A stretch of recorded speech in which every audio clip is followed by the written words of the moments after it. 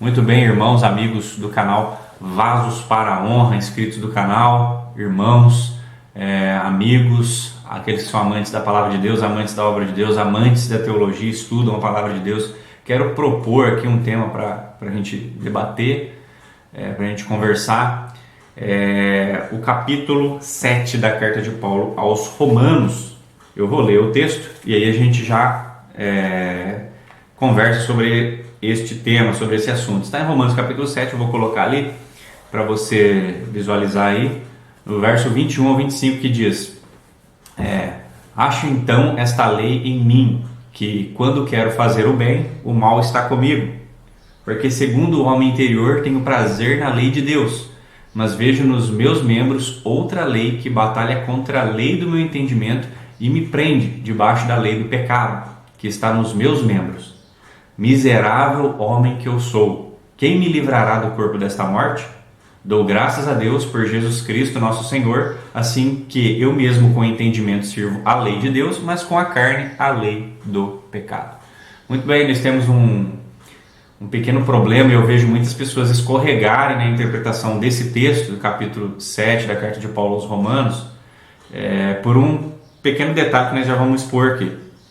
A gente parece que quando chega no verso 25, Paulo está descrevendo, falando que toda vez que ele quer fazer o bem, parece que há um mal que o acompanha, há um princípio mal nele que o induz a praticar o pecado, a fazer aquilo que é errado, embora ele dentro de si queira fazer o bem, queira servir a Deus, queira agradar a Deus, mas há um princípio, parece que há uma força que o impulsiona para fazer a vontade da carne, a vontade do diabo. Quando a gente chega no clímax desse raciocínio, quando ele no verso 24 diz: miserável homem que eu sou, quem me livrará do corpo desta morte? E no verso 25 ele conclui dizendo: dou graças a Deus por Jesus Cristo nosso Senhor, assim que eu mesmo com o entendimento sirvo a lei de Deus, mas com a carne a lei do pecado. Parece que nos deixa aí um dilema, aí, nos deixa um problema, nos deixa uma contradição aí, quando ele fala que interiormente, na sua mente, ele serve a lei de Deus, mas nas suas obras, na sua prática, ele serve a lei do pecado. Então, parece que nos deixa aí um dilema, nos deixa um grande problema para resolvermos. E qual é o problema que temos enfrentado? Muitas pessoas têm interpretado errado esse texto. Primeiro, algumas pessoas afirmam assim, que Paulo, quando ele estava para resolver esse dilema que nós temos aí, porque Paulo afirma, como eu já disse, que interiormente serve a lei de Deus, mas nas suas obras, na sua carne, ele serve a lei do pecado. Então, para enfrentar esse problema, muitas pessoas erram ainda mais, porque elas dizem que Paulo estava falando a respeito de quando era antes da conversão, quando ele ainda não havia se convertido, quando ele ainda era um estudante da lei de Moisés. Nós sabemos que, pelo testemunho do próprio Paulo que ele deixa nas epístolas, pela própria descrição no livro de Atos dos Apóstolos, nós sabemos que Paulo, ele servia o judaísmo, ele era judeu, ele era muito zeloso, e de uma certa forma ele tinha um prazer na lei escrita, na lei de Deus, nas leis de Moisés, no Antigo Testamento.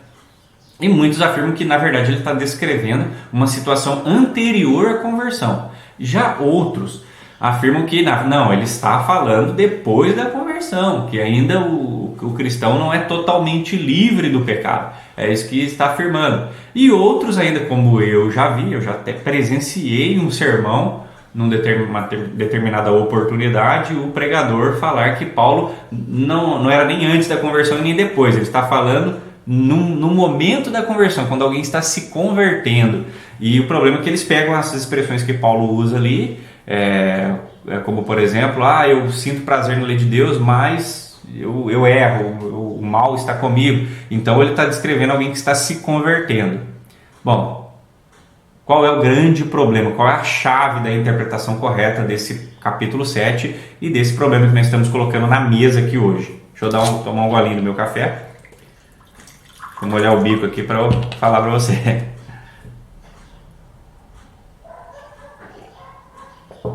Vamos lá. Então, qual é o problema? O problema é justamente pegar esse texto e situá-lo no tempo. Esse é o erro, esse é o problema.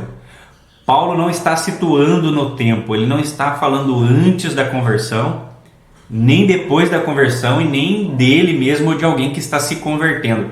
Paulo está simplesmente fazendo aquilo que ele faz desde o capítulo 1 da carta aos Romanos. Particularmente já introduz esse tema no capítulo 1. Paulo está expondo doutrina, ele não está situando doutrina, ele não está falando dele antes de se converter, ou depois, ou durante a conversão, ele está expondo doutrina, e ele está expondo ali o poder do pecado, e isso é uma realidade, é o que ele já vem discorrendo, ele já inicia esse assunto do poder do pecado logo no capítulo 1, e ele vem discorrendo por toda a extensão do livro até chegarmos ao clímax aqui no capítulo de número 7 da carta aos Romanos. Ele está expondo o poder do pecado. E dizer sim que há esse princípio negativo, esse princípio ruim que é o pecado, isso pode ser dito de toda a humanidade. Todos são pecadores, como ele mesmo afirma em Romanos capítulo 3. Todos pecaram, estão afastados da glória de Deus. Todos são pecadores. Entendeu? Quando ele entra no capítulo 8, aí nós entendemos, porque nós precisamos ter para interpretar o capítulo 7, precisamos ter uma visão do todo e não podemos ignorar o contexto imediato do capítulo 6 e posteriormente o capítulo número 8. Ele vai descrever aí o poder do Espírito Santo que liberta do pecado, né? O poder da ressurreição que foi ali conquistado por Cristo na cruz do Calvário. Então é isso que ele está falando. E isso pode ser dito de não crentes e de crentes, que toda a humanidade, todos temos esse princípio ruim, ou você não tem, você tem.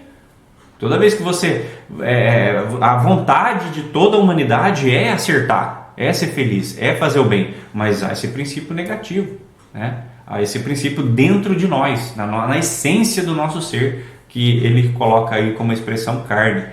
Então nós temos esse princípio negativo, até os cristãos têm.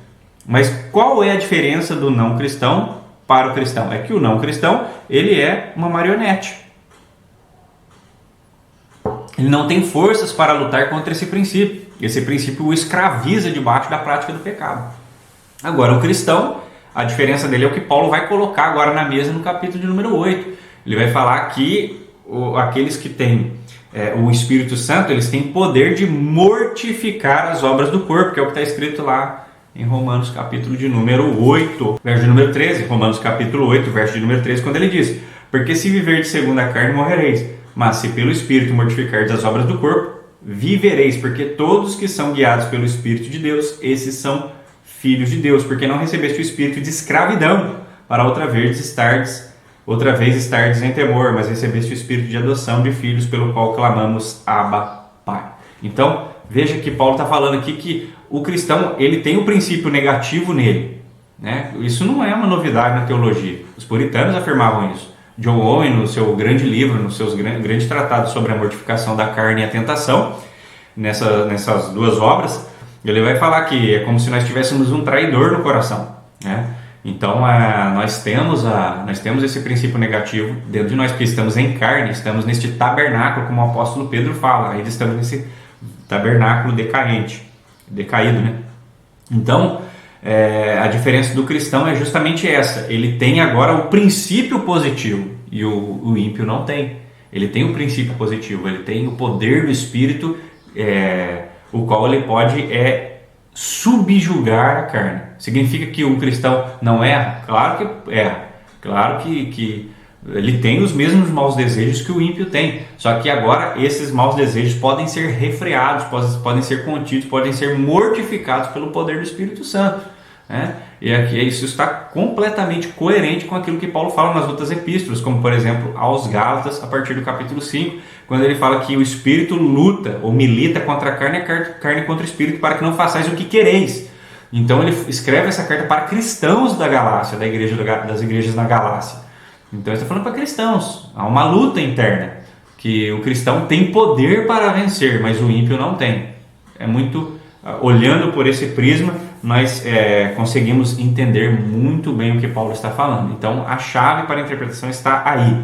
Não situar essa passagem ao tempo. Paulo não está falando de quando ele quando ele ainda não era convertido, quando ele era ímpio, escravizado no judaísmo, e nem está falando depois da conversão, e nem está falando durante ou no processo de conversão. Ele não está situando no tempo, ele está expondo doutrina, está expondo o poder do pecado que escraviza e o poder do Espírito que liberta por Jesus Cristo. Amém?